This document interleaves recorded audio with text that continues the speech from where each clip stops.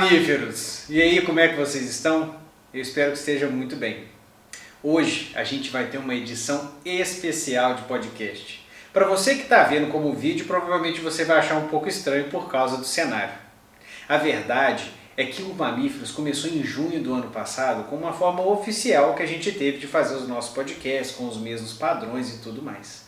Acontece que, antes disso, nós gravamos a primeira versão do nosso podcast, que era falando sobre carrapato, como que a gente lida com o carrapato e o manejo dele dentro da fazenda. E o podcast ficou tão bom que eu não acredito que você vai querer perder isso. Nós não queríamos guardar isso pra gente. Portanto, a gente está trazendo para vocês mais esse episódio de um caráter que vocês vão achar um pouco diferente, mas eu tenho certeza que em conteúdo não vai deixar de perder para nenhum dos outros que a gente te mostrou até agora. Por isso, eu quero que vocês assistam mais esse episódio sobre manejo de carrapatos e me digam o que vocês acharam mais para frente. Para esse episódio, nós vamos falar com o professor Romário Cerqueira Leite. Trabalhou a vida inteira com carrapato na UFMG lá em Belo Horizonte. Ele sabe muito e, além da teoria, ele também tem a prática, como vocês vão ver ao longo do episódio. Até mais. E aí, pessoal, tudo bem? Como vocês podem ver, a Companhia do Leite sempre traz alguma coisa diferente. Aqui a gente vai falar de tudo sobre o mercado do leite, sobre a vida de quem está no leite, a vida de quem produz para isso. E hoje a gente está com o primeiro tema que é muito especial, falando sobre carrapatos. E por conta disso, eu, Daniel, estou nessa mesa para a gente discutir sobre isso. E carrapato, eu vou falar a verdade, é uma coisa que até hoje eu não sei como é que eu vou mexer com isso. E meu nome é Samuel, a gente está aqui trabalhando e contribuindo com a Companhia do Leite para a melhoria da vida de todos os produtores. E eu também realmente não consigo entender até hoje como que nós vamos fazer para conviver com o carrapato. Fala pessoal, eu sou o Ronaldo. Para mim tem carro flex, tem carro a diesel e tem carrapato. É o que eu entendo do assunto, né? E aí eu vou passar a palavra para quem entende de verdade, né? Nosso convidado que vai se apresentar para vocês aqui e a gente vai perguntar bastante aqui hoje, contando com quem entende. Vai lá, tio Romário.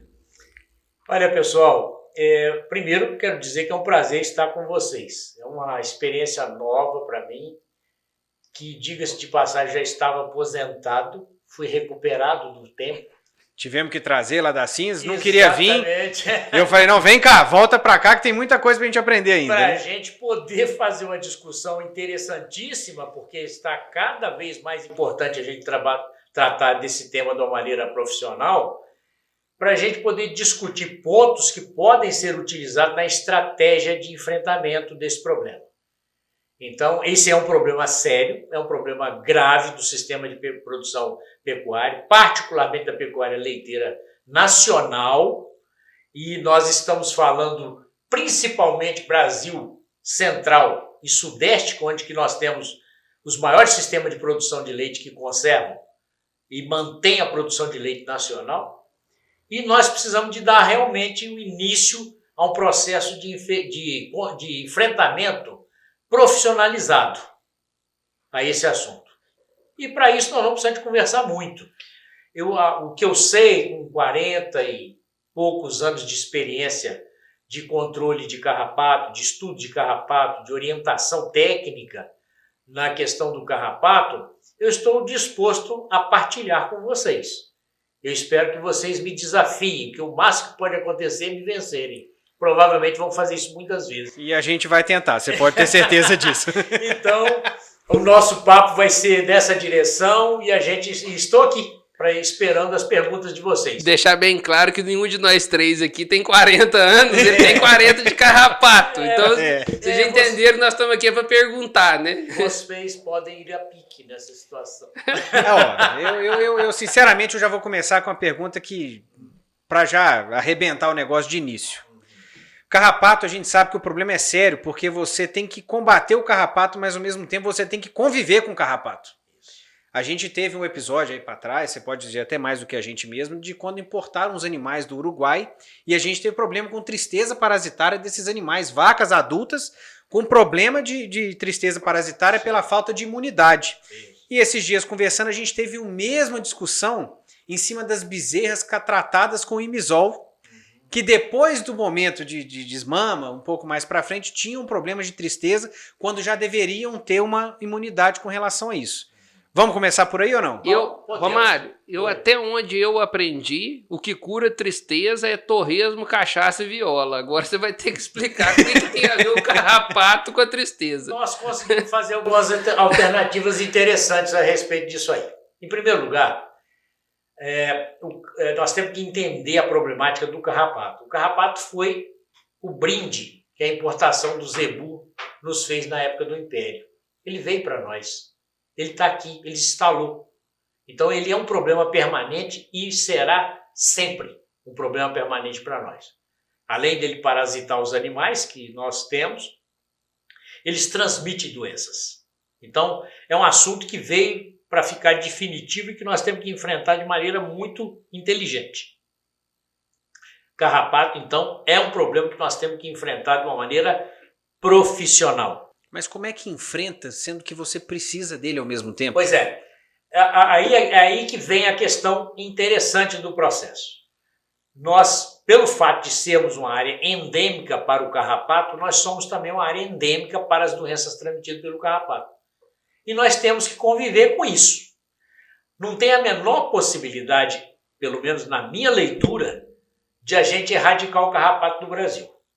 Em primeiro lugar. Segundo, nós temos que fazer a coisa de forma tal em que nós combatamos o carrapato de maneira técnica e convivamos com ele, porque ele é responsável pela manutenção do estado imunitário contra as hemoparasitoses, que afetam igualmente de norte a sul, leste a oeste o nosso país. Hemoparasitose você está fazendo mais em termos de babésia, anaplasma, Erythrosum, Theileria, que são doenças que estão aí aparecendo, transmitidas pelos esses carrapatos. Entendi. Elas já estão circulando entre nós, são também endêmicas, aparecem em situações das mais variáveis, então nós temos que nos preparar para ter uma condição tecnológica para poder enfrentar esse problema. E o primeiro deles é exatamente conhecer o papel de cada um, o que eles fazem e o que nós podemos fazer para poder enfrentar esse problema dentro do sistema de produção nacional. Então, esse é um problema que existe de fato, não adianta querer não reconhecer. É uma discussão que a gente tem sempre aqui, é o seguinte: até então, a gente sempre falou que produtor rural ele tem que produzir carne e leite. Nunca ninguém cobrou do produtor rural conhecimento suficiente para fazer o enfrentamento dos carrapatos. Mas nós vamos começar a ter que fazer isso. Porque se o indivíduo é produtor de leite ou de carne, ele necessariamente está fazendo isso aonde que é a área endêmica, aonde que a presença do carrapato existe. E se existe a presença do carrapato, os agentes transmitidos por ela também são presentes. E a gente tem que aprender a fazer alguma coisa nesse sentido, e eu quero discutir isso com vocês da melhor forma possível para aproveitar o tempo que nós temos. Romário, mas vamos lá. Já que nós precisamos de fazer enfrentamento, quais são os tipos diferentes de tratamento que nós temos para combater esse carrapato? Primeiro, o que prevalece no controle é o controle químico. Mas a história do uso dos carrapaticidas do Brasil é uma tristeza, porque foi feita como se fosse a única solução. E não dá para fazer só assim mais. Principalmente porque ao longo dos anos o mau uso, o uso intensivo ocasionado pela mudança do perfil genético dos animais em direção de uma raça europeia e que continua crescendo nesse sentido, fez uma mudança radical na necessidade de interpretar o fato. O que nós temos que fazer? Nós temos que fazer aquilo que tem que ser feito em termos de controle químico bem feito e temos que começar urgentemente a incorporar outras medidas paralelas que têm que ser orientadas pelos veterinários e acatadas e executadas pelos proprietários, gerentes e trabalhadores, de maneira a fazer o controle eficiente, e eu não vou dizer barato, porque não é barato, mas necessário para nós termos um produto final de qualidade, seja carne ou leite, ao alcance da população.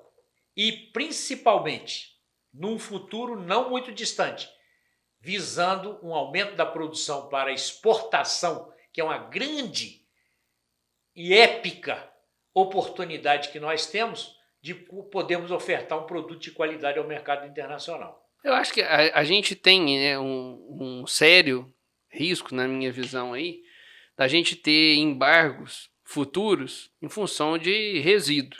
Então, Sim. assim, partilhando, né, da sua opinião aí, a gente precisa de começar a levar esse negócio a sério, porque banalizou o uso de produto. E a gente vai conversar com o produtor, na cabeça hoje do produtor e do técnico e do balconista, passa um purô nas costas da vaca lá e tá beleza, tá resolvido. Mas desse purô já esse produto já não quer funcionar mais, aquele comunzinho, aquele de menos de R$20 já não está querendo funcionar, aí já veio de 100, já veio de R$200 o litro e etc, e já está esgotando as marcas, e eu já passo tudo quanto é purô e já não funciona, e ou seja, nós estamos com as nossas ações restritas ao químico. Antes da gente chegar, eu sei que nós vamos precisar do químico para a gente traçar uma jornada, mas o que nós podemos fazer de complementar? Fora do químico, nós vamos fazer o quê? E aí já a gente entra no controle estratégico, né? O que nós podemos fazer. E eu já queria deixar um segundo estímulo também aqui. A gente sabe que a gente tem uma população muito pequena do carrapato morando nos animais e uma população muito grande no pasto, na propriedade. Como que nós vamos atacar isso dentro do contexto de que nós precisamos de não pensar apenas no químico, no animal? Qual que é a nossa estratégia? Nós vamos mexer no quê, então? Bom, eu acho que você colocou questões que são fundamentais. E a principal questão que você coloca é que nós não podemos repetir a história que estamos fazendo nos últimos 100 anos. Que a cada momento entra um produto novo com custo elevadíssimo e cada vez mais elevado de produção e nós queimamos ele imediatamente por causa do mau uso. Então, mas o problema eu acho que é maior, porque não é só o novo produto que vem, é a mistura de bases. Sim, o que a gente mais vê é isso, mas já começar a misturar as bases. O novo que eu estou falando é exatamente isso, porque você tem duas estratégias que são usadas desde os tempos mais antigos. Primeiro, que é aumentar a concentração, o que aumenta, por exemplo, os resíduos nos produtos. E o segundo, que são as misturas ou somativas ou sinérgicas das bases, dependendo da característica que elas têm. Isso já está sendo feito, inclusive, com os produtos mais novos. Quer dizer, na história do controle do carrapato, desde que ele foi percebido como importante e que surgiram os primeiros controles químicos na década de 30 e 40, com os arsenicais e depois com os clorados, nós estamos fazendo a mesma porcariada. Vamos falar a palavra correta. Nós estamos fazendo coisas horríveis por causa do mau uso. E esse mau uso, ele é fundamentalmente ocasionado por uma coisa chamada desconhecimento. E aí, isso significa, para começo de conversa, a necessidade da gente mudar a postura profissional de quem cuida disso, que são os médicos veterinários. Os médicos veterinários estão à margem desse processo. Primeiro, por não conhecerem. Segundo, por não adentrarem ao processo. E terceiro, por não serem respaldados por políticas públicas. Olha só o tamanho da nossa encrenca que nós temos que enfrentar. Então nós vamos ter que mudar isso. Vamos mudar de postura. Primeiro, começar a conhecer o processo histórico, desde os arsenicais lá nas décadas de 30 e 40, até hoje, com os produtos mais avançados do mercado, para os quais nós temos carrapatos extremamente competentes em enfrentá-los, porque nós fizemos um processo de seleção rigoroso, dos quais o mau uso dos produtos, por todos esses fatores que nós estamos falando, levou à seleção de estirpe resistente em todo o território nacional. Então nós temos um grande problema aí.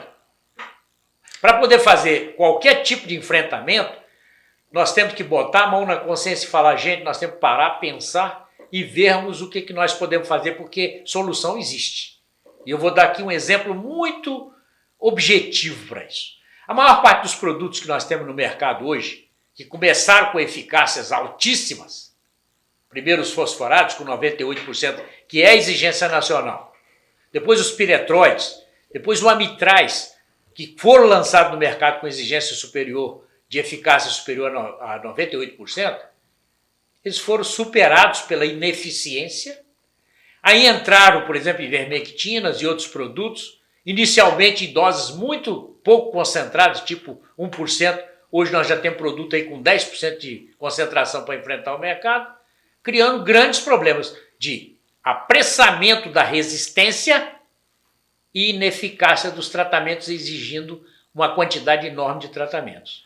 Então, aquilo que tecnicamente poderia ser feito, um controle razoável, bom, na propriedade com 6, 7 tratamentos por ano, nós estamos chegando à faixa de 30 tratamentos mal feitos no passado.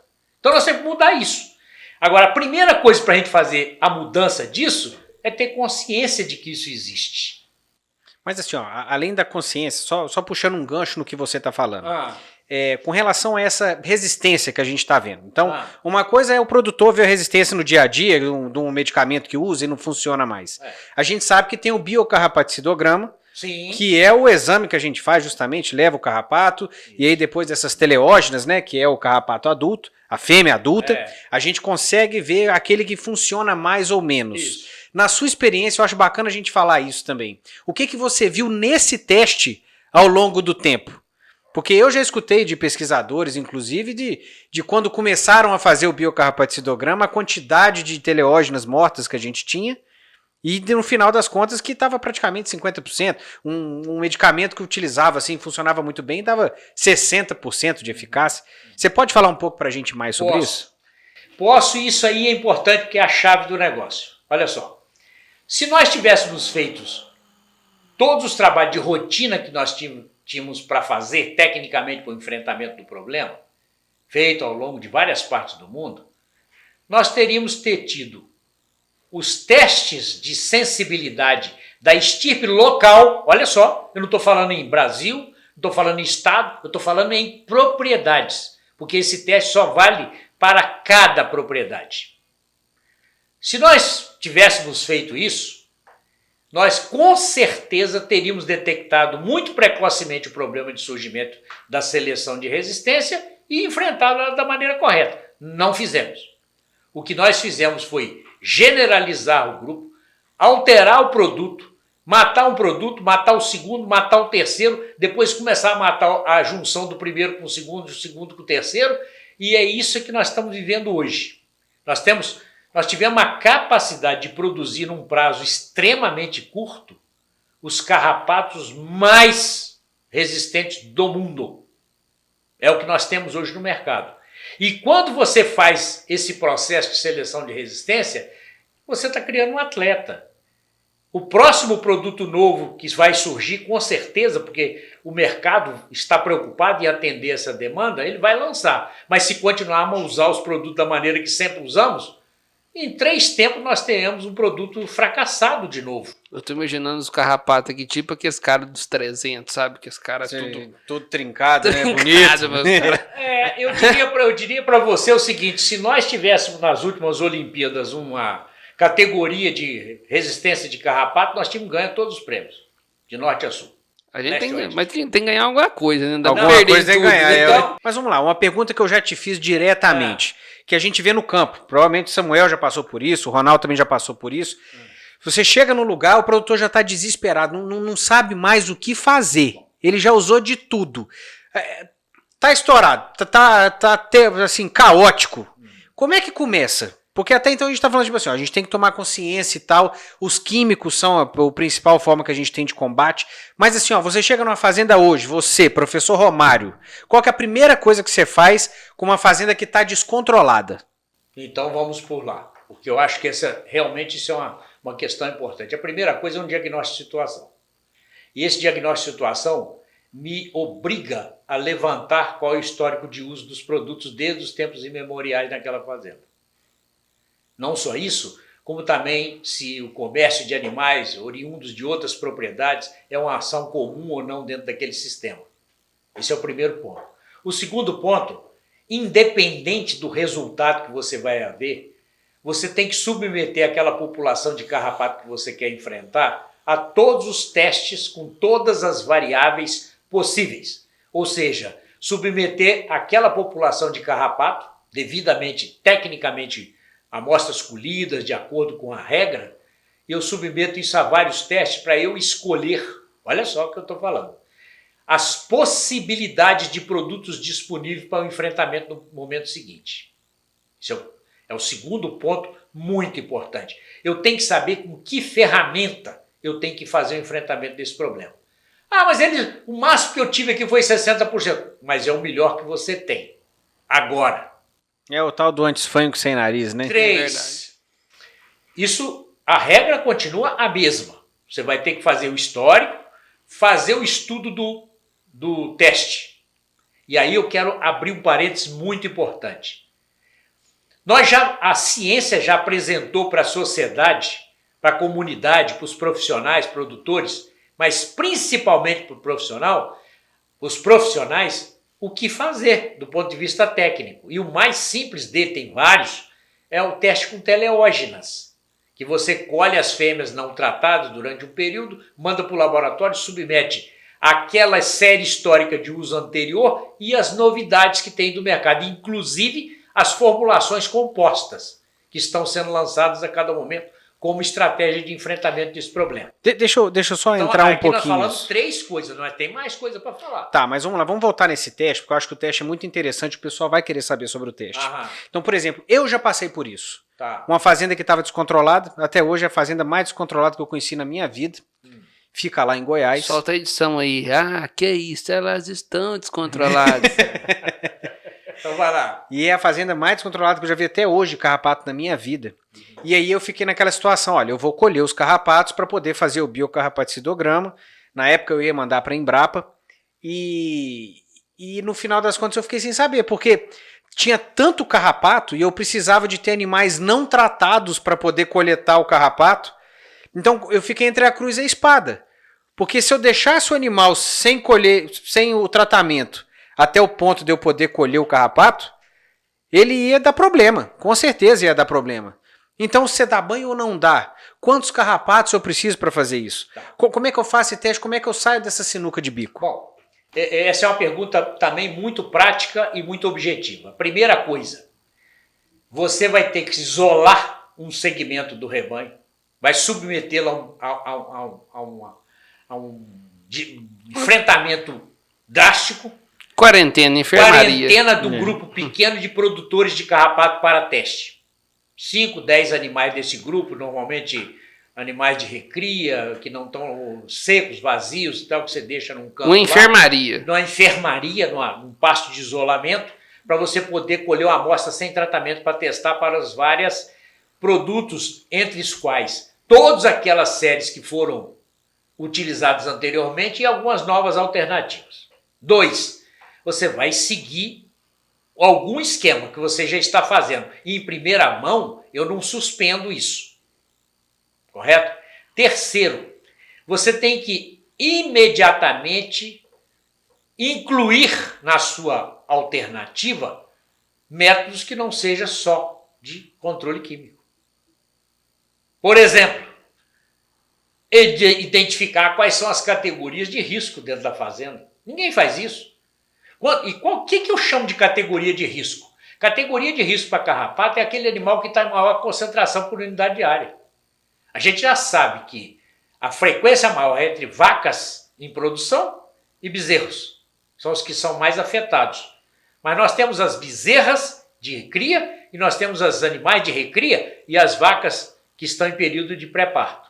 Correto? Uhum. Se nós temos isso, nós temos que continuar o tratamento que nós estamos fazendo e incrementar as medidas colaterais. Por exemplo, qual é o equipamento que essa fazenda usa para aplicar carrapaticida lá? Então, normalmente a gente vê a bomba costal. Não é verdade? Olha só. Você, Samuel, que está aí rodando o Brasil inteiro, conta pra gente, o que você vê aí na larga? Ah, verdade. Bomba costal. Isso, Ou é graças por a Deus, bomba vocês costal. coincidiram comigo, porque isso é 99% das propriedades que fazem isso. E o que o Samuel falou é triste, porque é puron e bomba costal. Então, olha só. Primeira bomba coisa. costal tá até começando, né? Entrar em desuso. Tá virando todo mundo, tá relaxando no puron. Mas olha só, essas Relaxa. informações que vocês estão colocando aqui são realidades concretas, conhecidas por todos, inclusive por mim, que estou há 3 anos fora desse mercado. A situação deve estar bem pior do que há 3 anos atrás. Você parou de vender carrapato? Não, é porque eu aposentei. Mas eu não perdi a linha do raciocínio. Então é o seguinte, paralelamente àquilo que você continua a fazer, porque você não pode parar sem alternativa. A primeira já está colocada. Você vai ter que identificar um grupo de animais para produzir os carrapatos para o teste. Ou seja, carrapatos que não são banhados ou aplicados entre o período residual dos produtos, que pode ser de 30 a 40 dias, que você deixa isolado num canto para colher o carrapato para mandar para o laboratório. São quantos carrapatos? Seriam 10 carrapatos para cada amostra que você quiser. Então tá, assim, mas vamos lá, de uma forma Tô mais falando prática. de 100, 200 teleógenas. Teleógena é o que nós chamamos de uma fêmea completamente engurgitada, colhida do corpo do animal. É aquele carrapato estrela, bonito, né? Estrela não, senhor. Estrela Estrela não. do cavalo. O... Esse é o carrapato do É boi a que nós mamona. estamos Você falando. está falando da mamona. A mamona. Mamona. Então é o seguinte, nós temos que preparar um grupo de animais para fornecer o material para teste. Por que isso é importante? Se esse animal não é tratado, esse carrapato não é desafiado, ele não tem resíduo. Então a resposta que ele vai dar ao teste é autêntica. Ele vai morrer ou não vai morrer, não vai pôr ovos ou não vai pôr ovos, ou vai botar ovos com postura fértil ou infértil. Aí tem uma série de critérios que o teste... Que aí fica tem que pelo ser laboratório também, né? Isso não é problema de vocês, isso é problema do laboratório. Vamos lá, então, Romário. Eu consigo me recordar aqui de 3 bases de pulverização e 4 de puron. Aham. Sendo que um desses de puron é um com mais de uma base.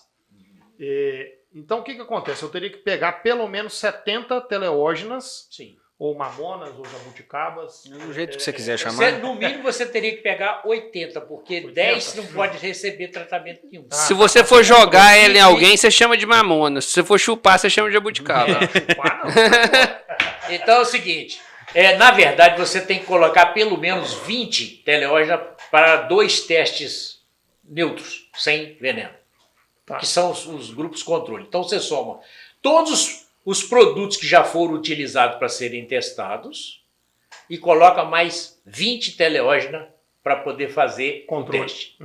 Agora, isso é um cálculo básico, porque eu recomendo nessa circunstância você colher a quantidade que você puder mandar para o laboratório, porque é um dado importante para o laboratorista poder selecionar entre a sua amostra as que estão em melhores condições. Por exemplo, você colheu o carrapato do animal, colheu. Quantas delas você arrancou hipostômico, que é o aparelho bucal? A fêmea que foi arrancada de hipostômico não presta para teste. Então você sempre vai colher uma quantidade maior que 10 para cada produto que você for testar. Beleza, então Que é dependendo da história de uso que você tem que levantar e mandar junto. Então, isso é um dado novo que eu não... Esse é um dado novo que... Mais velho que andar para frente para mim, mas mais novo, impossível para a grande maioria dos veterinários. Tem que se mandar uma amostra maior daqueles animais, por isso que você tem que selecionar um grupo sensível grande de produtores de carrapato para teste durante aquele período, para o laboratório ter uma oportunidade de escolher os melhores exemplares para o teste. Tá, então eu selecionaria entre os animais do meu rebanho Os sensíveis? os que mais pegam carrapato. Isso. Perfeito.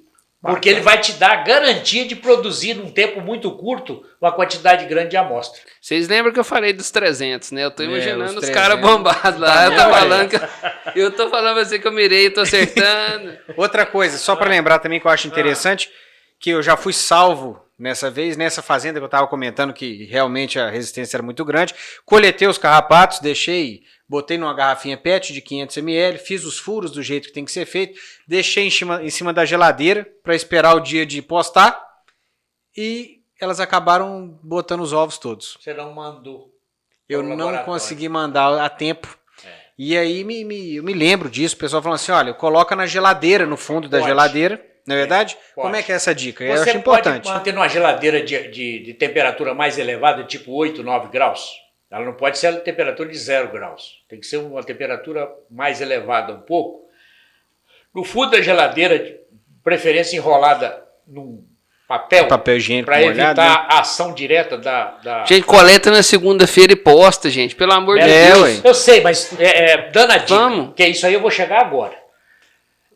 De maneira que você possa preservar o tempo, garantir o tempo de permanência até que você possa mandar. Mas uma regra básica que ele colocou aqui que é importante. Isso tem que ser feito no dia 1º da semana.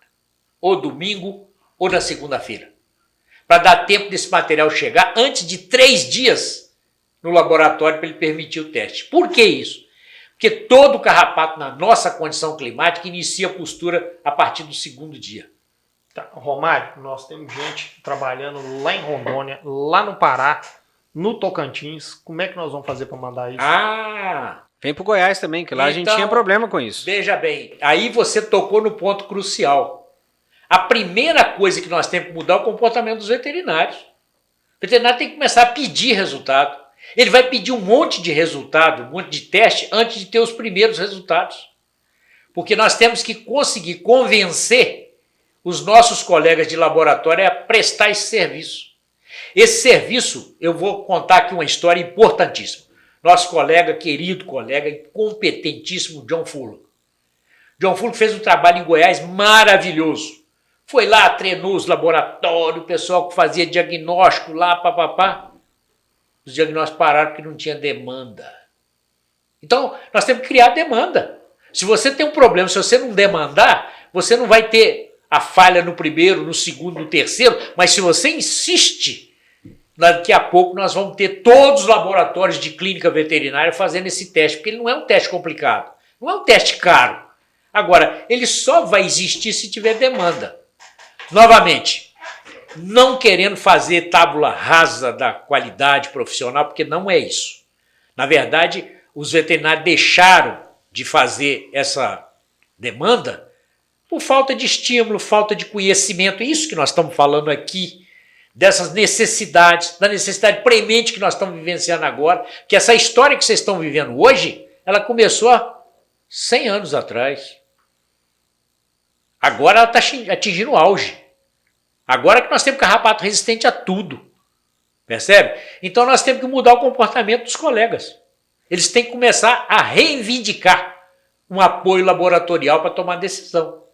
Então a construção, nós estamos falando aqui uma construção de conduta nova, em que nossos colegas passam a reivindicar dos laboratórios de pesquisa esse tipo de apoio laboratorial. Para poder fazer a seleção, olha o que eu vou falar para vocês. A situação está tão grave que se vocês conseguirem entre os produtos que aqui de 60% de resultado, vocês estão no céu. Lembra quando eu falei que os produtos tinham que dar eficácia superior a 98%? Praticamente nenhum deles dá. Se não, se dessem, nós não estávamos fazendo 30 banhos por ano, como o pessoal está fazendo. Então, quem vai modificar isso, o papel do veterinário em modificar essa conduta é importantíssimo. Imagina só, rapaz, o retireiro não está tomando 30 banhos por ano, ele está dando 30 banhos na vaca. Já pensou que nível que chegou a coisa? Então, o primeiro ponto é esse. Selecionado um rol de produtos que poderão ser utilizados, como a eficiência está baixa, não vai ser um tratamento só. Não vai ser um tratamento só, às vezes, com uma base. Terá que ser, às vezes, com um produto misto. Ou um tratamento tático, complementar àquele que foi feito, principalmente naquele grupo de animal que vocês já vão começar a exigir a identificação. Bezerras recém-nascidas, bezerra em recria, em crescimento, em recria, novilhas, pré-parto, em que você, para cada categoria, você identificou aqueles animais que são os grandes portadores e os grandes contaminadores. Então eu teria que descartar esse tipo de animal? Em primeira mão, sem nenhuma precipitação. A primeira mão é a identificação. Segunda é a seleção desses animais dentre aqueles que não são os sensíveis, de alta performance de produção e tudo mais, para compor o seu rebanho de reposição e colocar esse animal no mercado. Porque tem muita gente que vai comprar uma quantidade menor de animal que tem condição de tratar melhor. Esse é um assunto de mercado. Ou que não tem a mesma infestação, ou que Ou vai cuidar de outra forma. forma. Tem outra densidade animal dentro da propriedade e tudo mais que vocês vão assistir isso em detalhe nesse material que foi colocado aqui hoje, onde que eu coloco todas essas condicionantes em regra. Bom, então, pessoal, já vou até aproveitar aí a oportunidade. Então, o Romário está trazendo para a gente aqui. Spoiler. Vamos vazar uma informação, né? Nós estamos preparando uma grande plataforma com uma série de cursos da bovinocultura leiteira, aonde nós estamos perdendo a virgindade com o curso do carrapato, né? É a primeira aí que nós estamos montando, mas tem uma série de coisas para vir para vocês. Esperem. É coisa de outro mundo. Com certeza. Você que falar de carrapato e tudo mais que tem a ver com a fazenda, né? Tudo que a gente, como técnico, a gente tem que trabalhar dentro da fazenda para fazer o trabalho da forma mais profissional do mundo. Para sobrar mais din-din, né? Todo Din-din. mundo fala No que final das leite é em contas- centavos, então nós estamos capinando cada um desses centavos aí para poder Para botar falar no em bolso. reais. É Falar em isso aí. reais. Mas vocês me cobraram a solução, eu não parei não. Estou esperando vocês. Porque eu tenho mais coisa para falar aqui que vai Não, dar trabalho para vocês. Eu tô gostando do seguinte, nós entramos no ponto do não químico, foi a pergunta que eu fiz lá atrás. Nós começamos a falar de seleção, né? Nós começamos a Então falar é o de seguinte, seleção, vamos lá, o que mais tem não químico? Você tem coisas que são imediatas e coisas imediatas e coisas de longo prazo. Tá certo? Nós fizemos as coisas para preparar a ação seguinte do mês que vem, que é o teste. Esse teste dura 40 dias, demora um pouco, ainda nós temos um teste mais demorado, para eu preparar. Nesse meio tempo, qual é a história que você colheu da situação de controle da fazenda? Eles têm brete de contenção adequado? Eles têm uma bomba de pulverização adequada? Ou é bomba costal, como você falou aqui, de 99% dos produtores? Então eu vou dar um dado para você aqui que é arrasador. Você pega um cara igual você, que é um cara fortão. Menos um pouco, né, Romário? Não, Menos um pouco. pra mais permite. Vamos negociar isso aí. Eu que sou um velhinho de 71 anos, não tenho que falar isso. Então, seguinte. A comparação aqui é só nós dois. É só nós dois. Não, tudo bem. Se Aí for eu pro lado de pego- cá também é eu pego terrível. um cara né? igual você, que é um fortão aqui. Dou na sua mão uma bomba costal da melhor marca que tiver no mercado, 0. Faço a diluição do produto, boto o EPI em você e tudo mais e mando dar um banho no lote de animal ali. Eu peço a conta na hora. Não pega não. Você vai ser obrigado a fazer por ser veterinário, cara. Meu Deus. Então é o seguinte, você vai ter que aprender para falar para os seus orientados. Então aí você vai lá e carrega a bomba, pressiona ela no total que ela tem. Quantos PSI você acha que essa bomba dá? Vamos começar o que é PSI, né? É Vamos voltar pra lá. é a pressão da bomba para jogar o líquido. Não tem a mínima ideia. Ela te dá 40. Você sabe qual é a necessidade de uma bomba para jogar um carrapaticida de aspersão no animal de forma competente, em que ele quebre a barreira do pelo gorduroso para o produto chegar na pele do animal, aonde que ele vai afetar o carrapato? Você precisa de 120 a 150. Então, com a bomba costal, você pode ser o gigante que for, você vai fazer um trabalho ruim. O GT educado. Deu uma vontade de falar que ele começa Não foi com isso que ele M. pensou, não. Não foi isso que ele pensou, não. Certeza. Então é o seguinte, mas eu sou educado. Então é o seguinte, para começar, você vai ter que ver os arredores do problema. O cara tem condição de fazer um tratamento adequado? Ele tem condição local, naquele momento na fazenda, de fazer o tratamento de todo o rebanho em 3 horas? É óbvio que Não tem que não. Lógico que não. Então você vai ter que, paralelamente a começar a levantar essas necessidades e orientar o produtor para ter um equipamento adequado. E eu já falo para você de cara, eu já dei o valor da pressão final. Aí você vai no mercado e procura que tipo de equipamento que te dá essa pressão. Existe. Está em torno de 3.500 a 4.000, dependendo do problema. Ah, é caro? Não é caro. Sabe por quê? O equipamento desse trabalha 30 anos. Isso não é caro, isso é investimento para o camarada fazer o trabalho dele de todo o rebanho, que na média ele gasta um dia e meio para banhar o rebanho, ele faz esse trabalho todo em 3 horas. Se ele tiver um equipamento adequado e um sistema de contenção adequado, que nós já mostramos para vocês aí também. O que tem que ser? Romário, mas por que essas informações elas não chegaram até nós antes? O que falhou no meio do Essa caminho? é uma pergunta. Você vê, eu dei aula sobre isso quase 40 anos. Tem quase 40 anos, agora 40 e pouco, que eu aposentei tem 3 anos, que eu não falo mais isso. Mas por que os meus colegas, meus ex-alunos, não aprenderam isso? É uma pergunta que eu faço. Eu acho que eu errei. Ou se eu não errei, faltou alguma coisa para esse indivíduo ser entusiasmado a aprender isso. E eles não acreditam em Papai Noel. Eles não acreditam em Papai Noel. É, Mas eu acho que esse foi o engano, que eu sempre fui barbudo. Então é o seguinte, olha só. Isso é uma brincadeira sadíssima, eu adorei. Na verdade, assim, eu tenho, sei lá, uma opinião, uma teoria, depende do jeito que você pensa. Mas eu acho que é muito pela questão da facilidade. A gente vai entrar de novo no Puron por causa disso. Porque o que você está falando é corretíssimo, eu já vi funcionar, não tem discussão com relação a isso.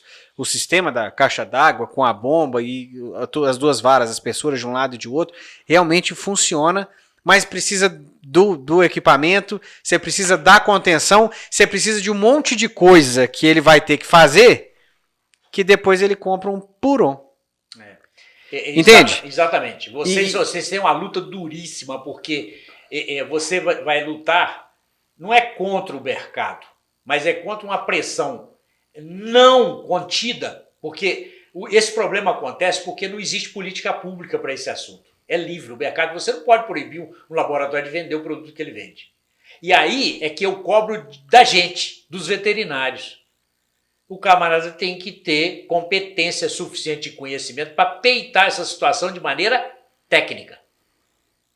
Eu falei, vocês vão ver no outro material que nós colocamos aqui, que desde o início, olha só, a exigência governamental de aprovação de um carrapaticida no Brasil durante muito tempo foi 98%.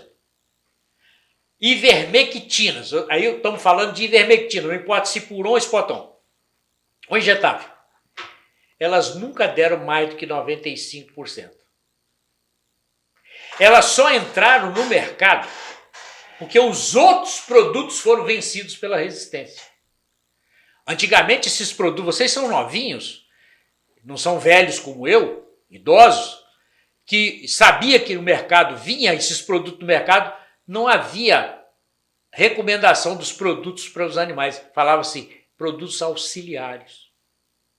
Porque eles não são ruins, mas eles não eram carrapaticidas selecionados. Passaram a ser no momento em que os outros falharam.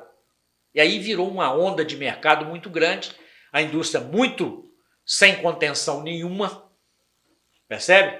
Ela não fez nada errado, ela não cometeu crime nenhum, ela vendeu o produto deles, inclusive feito por muitos colegas nossos.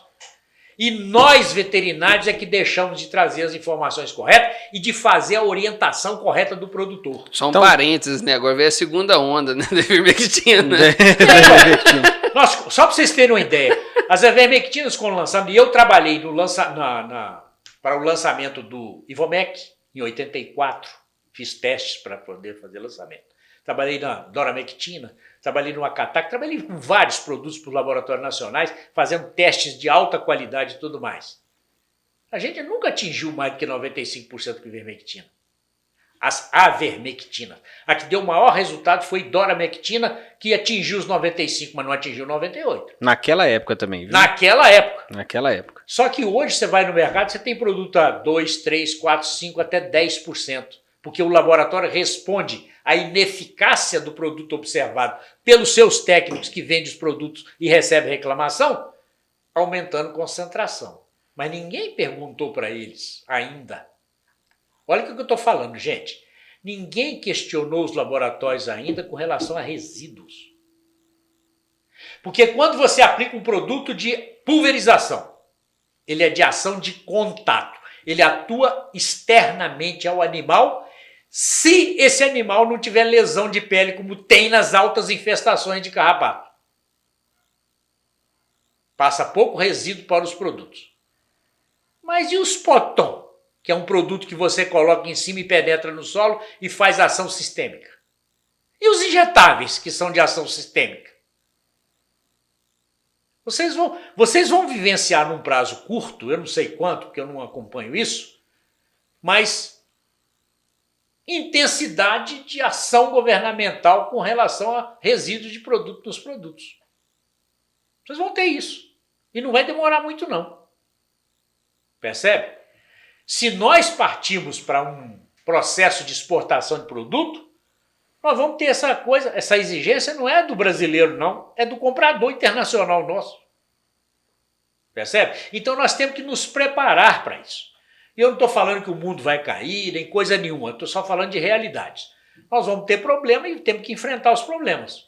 E esse problema se enfrenta com conhecimento de causa, ou seja, nossos coleguinhas vão ter que começar a estudar. Nossos coleguinhas vão ter que começar a pedir aos laboratórios as características dos produtos que eles estão usando.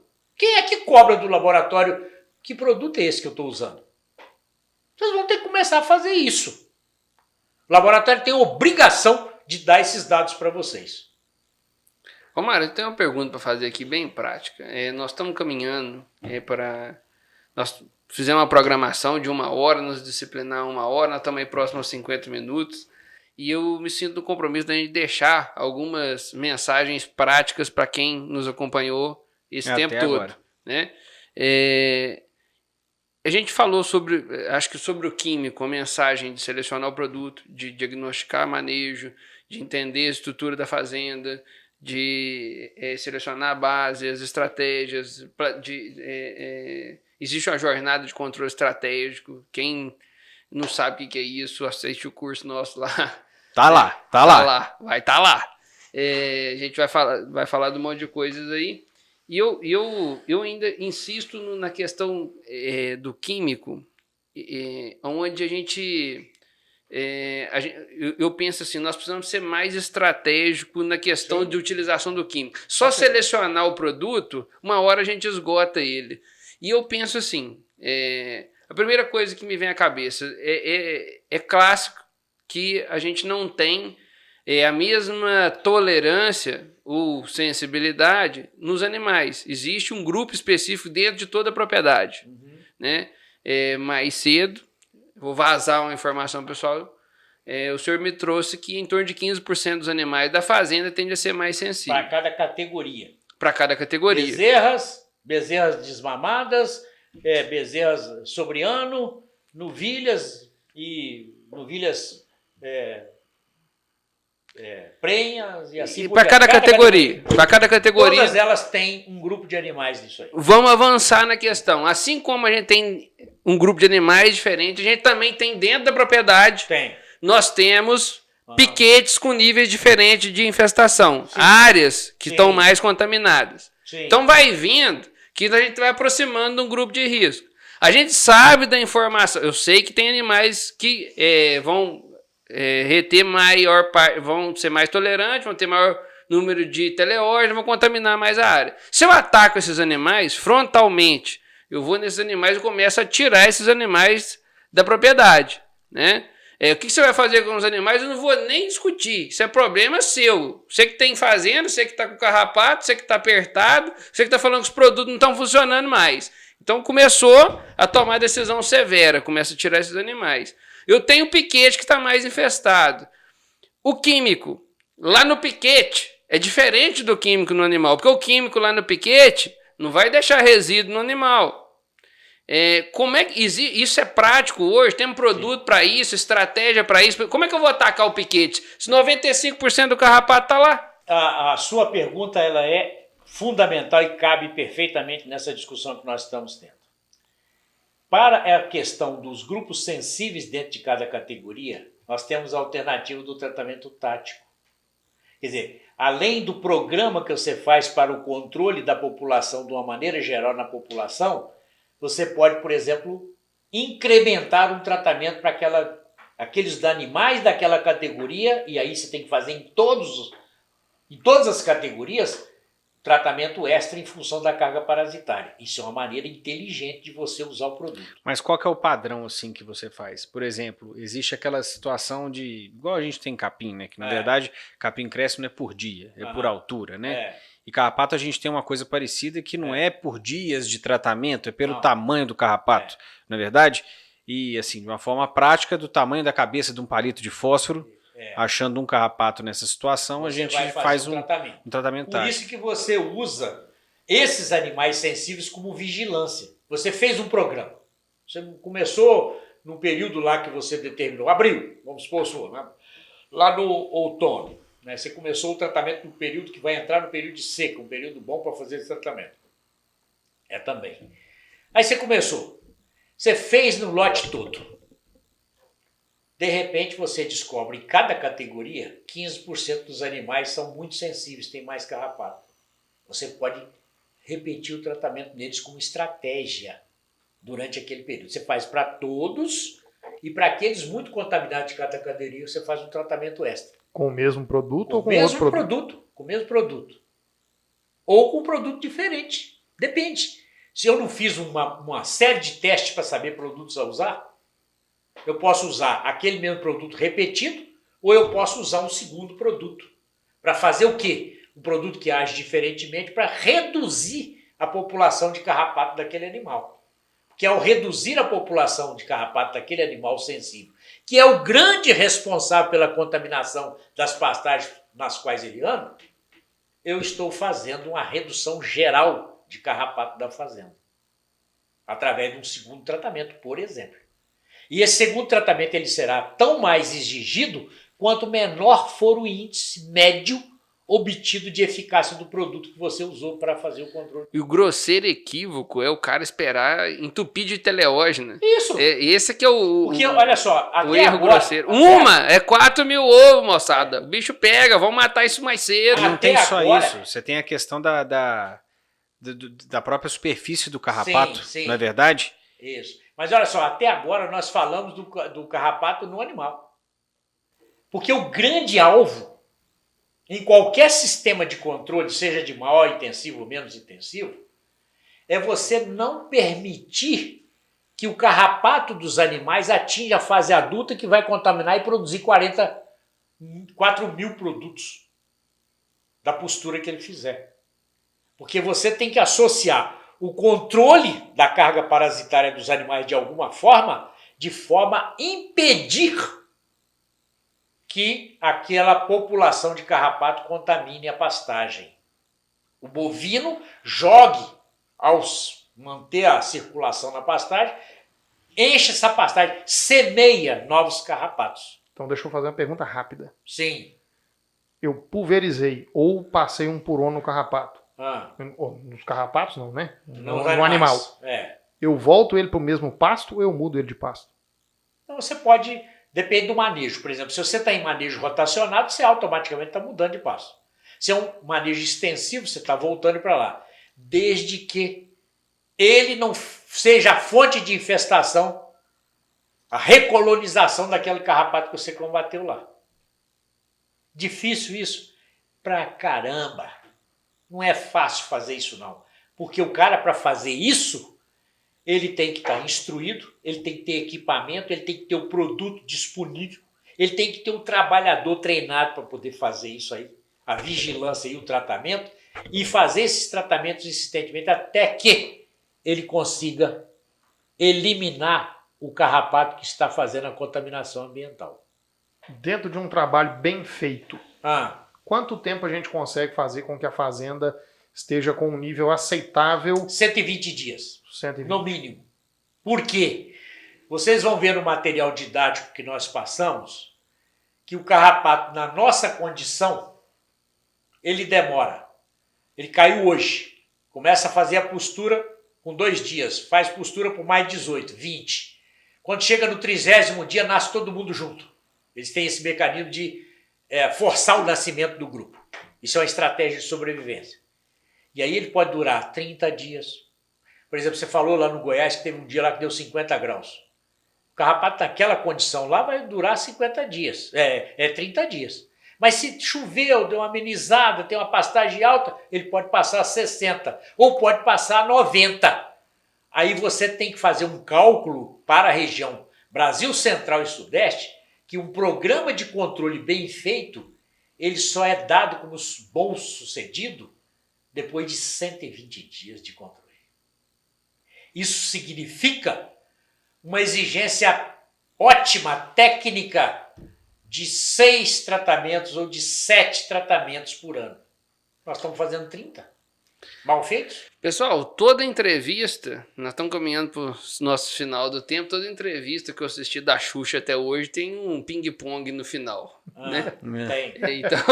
Então vamos tentar com palavras tipo assim, positivo, negativo, a gente deixar algumas mensagens para o pessoal. Puron. Puron. Vamos começar por Puron.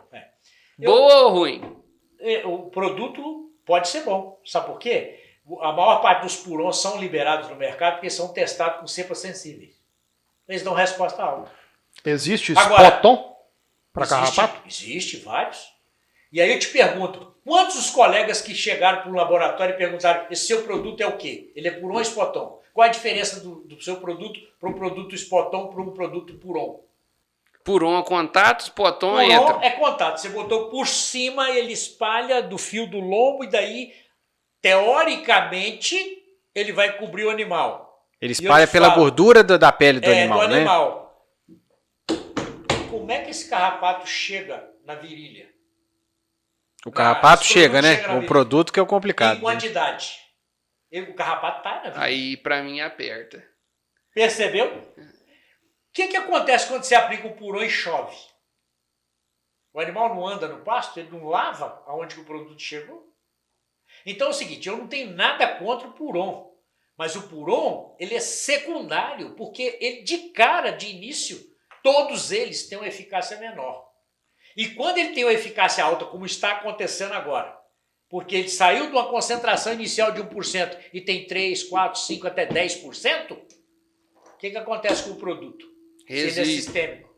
Resíduo no leite. Então, Resíduo, resistência, os violenta. nossos colegas, vocês colegas, eu sou preocupado com isso, nós temos que começar a repensar essa situação e fazer uma análise muito criteriosa, conhecer o problema e estruturar cada fazenda assistida com a melhor condição para tratar. Ou Desde seja, o teste, equipamentos, gente treinada, equipamento de segurança. Isso é importantíssimo. Se você for pego pelo Ministério do Trabalho orientando uma fazenda em que o camarada está tratando do animal sem os equipamentos de segurança, você vai ser multado. E eu, professor Romário, aplaudo. Porque se um veterinário não orienta isso para mim, ele está errando grave.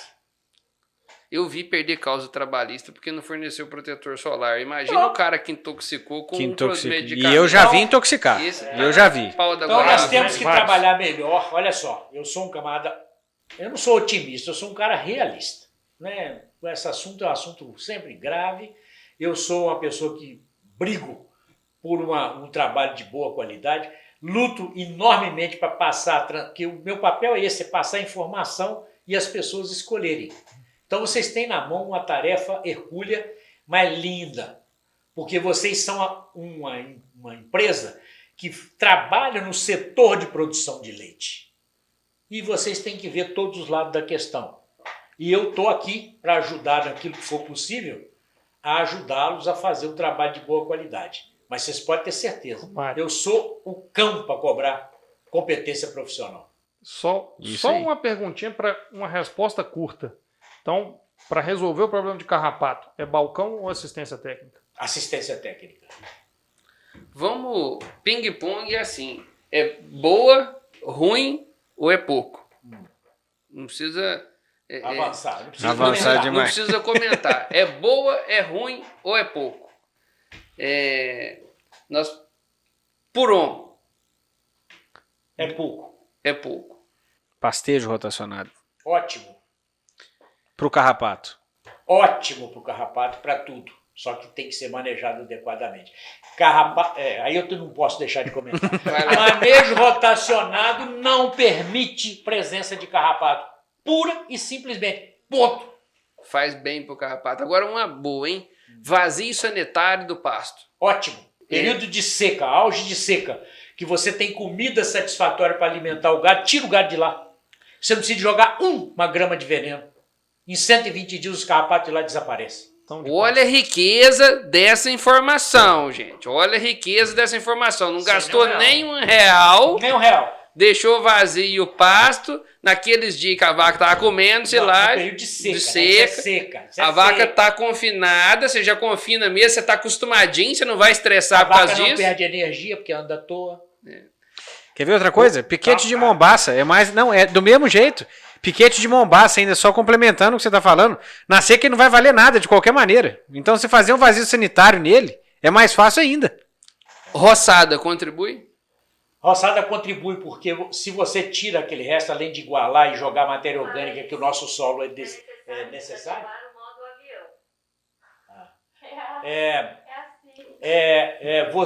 Você além de adubar a área, que nosso terreno é muito carente de matéria orgânica, você expõe o solo ao sol. E o sol mata larva, mata linfa, mata carrapato que tiver lá. Diminui a proteção. Então ele é muito bom. O que você fala, Samuel? A pulverização do pasto. Pulverização é possível, olha só. Se você tem um sistema montado e ele está funcionando muito bem e dá um acidente num gado que você comprou que entrou lá porque não deu tempo de você preparar essa vaca do pré-parto, após o parto para poder entrar lá, que é a grande contaminadora de manejo rotacionado, é a vaca que entra, tá bom? Que não foi tratada adequado. Se você pega e cria uma situação imprevisível, você pode perfeitamente usar isso. Você usa um equipamento agrícola, um produto agrícola, aí tem vários no mercado de cipermetrina de alta concentração, na concentração que mata o percevejo do capim, que dá mais ou menos o equilíbrio com o peso do carrapato, chama um agrônomo, não se mete a fazer isso, e fala assim, cara, eu quero essa pulverização no campo. Porque teve um acidente, eu tive uma contaminação que eu não posso ter. Isso é tranquilo, porque isso ocorre antes de você percorrer o sistema todo. Você pode limpar a área que foi contaminada. Você não bota um dia para cada piquete? São as mesmas bases, é muito Isso é a comum, mesma são as coisa. mesmas bases. Mesma base. Aí você pega um Decis da vida e deltametrina, a mesma Só base que do Botox você da vida. precisa de É a ser mesma coisa. honesto. Você é veterinário. Você mexeu com praga agrícola, você chama um agrônomo. Você mexeu com a praga veterinária na área agrícola, você chama um agrônomo. Eu vou dar um exemplo. Eu fiz isso, eu erradiquei os carrapatos, 3 espécies da área do Regimento de Cavalaria do Rio para receber os animais das Olimpíadas. Foi assim. Fui lá, contratei um agrônomo. Fulano, eu preciso acabar com esses carrapatos aqui. Combateu os carrapatos, as 3 espécies, combateu o grilo, o gafanhoto, tudo que tinha que era praga que infestava lá naquele momento, porque é um tratamento sazonal, específico para uma emergência sanitária que você teve. Então nós temos que começar, meu amigo, trabalhar com competência e dentro da nossa área, porque nós temos muito a fazer para a sociedade. Mas veja, nós falamos aqui de coisa que foge da caixinha, tá todo mundo olhando para a vaca, tá pensando no produto milagroso, tá pensando como é que é dar uma agulhada na vaca, ou que ele passa um fiozinho de porcaria no lombo da vaca, e não pensa nessas coisas que nós comentamos aqui, né? Nós falamos de roçada, nós falamos de vazio sanitário, nós falamos de ir lá e pulverizar a pastagem onde está a maior parte da infestação numa fazenda de caso grave, e é coisa que ninguém faz, e está metendo resíduo lá no leite, até daqui uns dias a gente começa a ter o desafio. Então passou da hora da gente assumir essa responsabilidade de atacar o problema frontalmente e pensar, não é coisa incrível, na hora que nós falamos aqui, vazio sanitário, 120 dias, o carrapato morreu de fome. Pô, vocês estão de brincadeira, não é possível que nós estamos errando isso aí até hoje, entendeu? E tá lá teimando com o produto. E isso, cara, é função de veterinário. Ele é que tem que ver, enxergar e diagnosticar isso e dar solução. E assim, eu vejo que o pessoal tá contaminado com opinião de balconista, com opinião de vendedor de produto. Certeza, o pessoal está contaminado. A principal doença está no ser humano. Não é nem o carrapatose, não é nem a carrapatose que eu aprendi lá no nosso primeiro estágio lá com o Romário. Vamos inverter o jogo, vamos dominar a situação com conhecimento. É isso aí. Que nós temos que fazer. Pessoal, E o nosso curso vai falar sobre isso, não é verdade? É isso aí. Nosso curso com o professor Romário vai trazer justamente isso. E eu cheguei à conclusão aqui no nosso primeiro podcast que, na verdade, a gente precisava de fazer uma jornada do carrapato, né? Uma conversa sobre o carrapato eu tô achando muito pouco para aquilo tudo que a gente tem que falar. Episódio 1, 2, 3, 4, do início até o meio da vida do carrapato, na pastagem, vazio sanitário e tudo mais, mas infelizmente a gente não tem tempo para isso. Então eu queria agradecer a presença de vocês que estão escutando a gente. Por favor, deixa o joinha, aceita aí, bota no comentário que base química que você está usando, o que está funcionando na sua fazenda, o que não está funcionando na sua fazenda. Às vezes o professor Romário pode ajudar a gente com isso. Quais são as suas perguntas? Quais são as suas perguntas? Professor Romário, eu tenho certeza que quando ele olhar no YouTube, ele vai querer saber quais são as suas perguntas e vai responder, eu tenho certeza que vai. Não é verdade?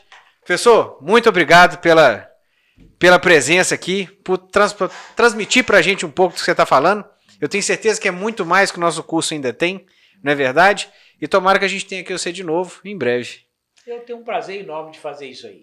Isso tem sido para mim diversão, vocês sabem disso. Não, com certeza. É isso aí, pessoal. A gente agradecer também a nossa querida Cibele, que está ali nos bastidores dando aquele suporte e falando para nós, vocês falam demais, e chega, moçada. E levanta a mão, e aquela coisa. Levanta a mão, e dedinho, tá na hora de parar. Pessoal, valeu, muito obrigado. Obrigado, Romário. Tá, obrigado, pessoal. Só um detalhe, além de agradecer o professor Romário e de alertar todo mundo para os cursos que vão sair, mas eu não sou veterinário, eu sou zootecnista.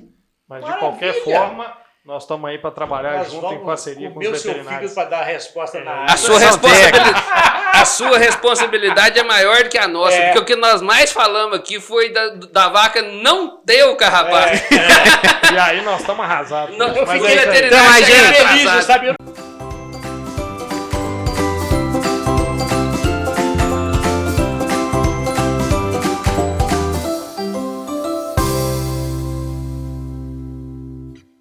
Esse foi o nosso episódio especial sobre manejo de carrapato. Eu acho que vocês devem ter achado maravilhoso do jeito que eu mesmo achei. Eu estou voltando aqui só para lembrar de você, para seguir a gente no Instagram, no canal do Mamíferos Podcast, assim como no YouTube, escutar a gente pelo Spotify, Deezer ou Google Podcasts. Assim, eu espero você na próxima. Vamos lá?